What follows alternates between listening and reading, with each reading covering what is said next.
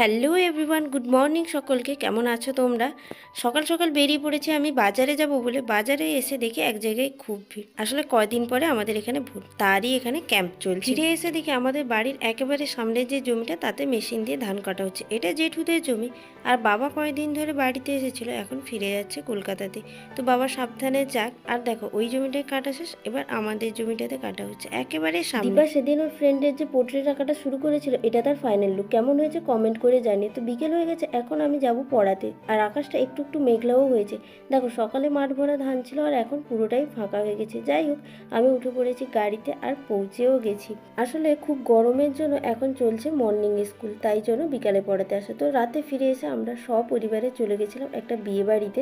আর পৌঁছেই আমরা নতুন বরবউকে দিয়ে দিলাম গিফট। তারপর সোজা চলে গেলাম খেতে। তো যাই হোক, আজকের ব্লগটা এতটুকুই। ব্লগ ভালো লাগলে ডু সাবস্ক্রাইব।